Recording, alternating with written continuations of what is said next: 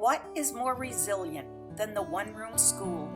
Those historic little school buildings that once dotted the landscape, in the woods, on country roads, in the center of town, on the edges of farms.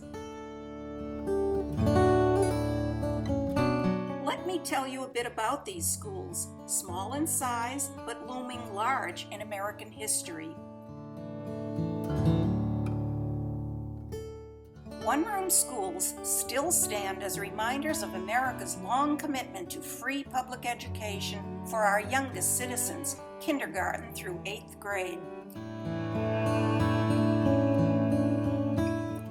Preserved one-room schools can be found in many communities across our nation, and scores of towns even in New Hampshire, proving that people want them to stand as a reminder of how American citizens have always sought a sound education for their millions of children.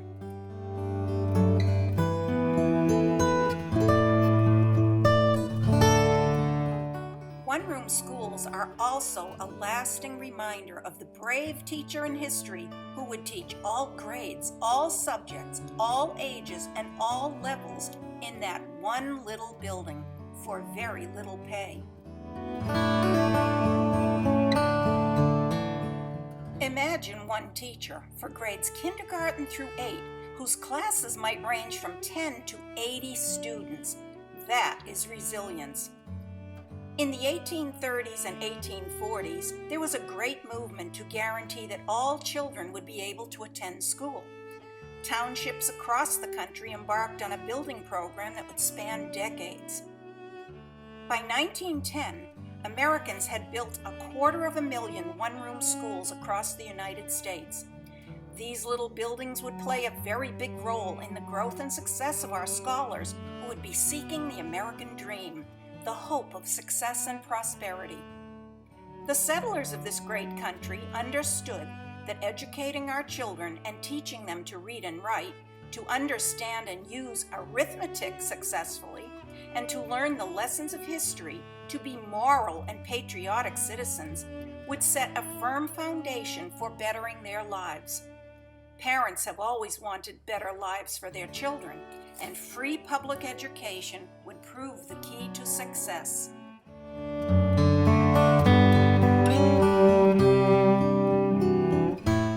Within the walls of the one-room school, supported by their parents and teachers, children would learn about the founding of a nation built on the ideals of liberty and freedom and what it would take to keep those freedoms.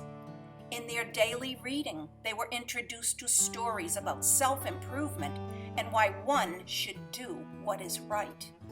In the one-room school, they would experience what cooperative learning was and what community was all about, with everyone pitching in to support the school. Using the schoolhouse setting, children would explore nearby nature to learn about science. And they would learn that out of the many people who make up our country, we are all one, Americans. And speaking of resilience, to attend the one-room school, children walked great distances in all kinds of weather. Early schoolhouses were not very well equipped with materials for learning. Schoolhouses were often in need of repair or replacement, and money was always in short supply. Schoolhouses were drafty and cold in the winter, and uncomfortably hot nearing summer. Some teachers were not very well trained either, and it was often difficult to hold on to good teachers because the pay was very low. To complicate matters, attendance was unpredictable because of the sicknesses that would go around and the fact that children had to work on their farms through all kinds of emergencies.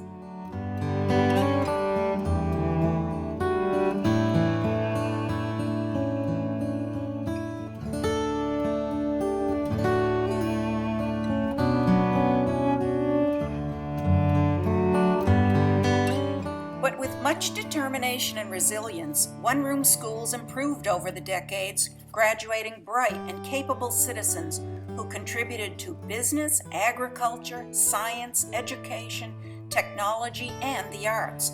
And those graduates, they were proud to say they attended a one-room school in the country.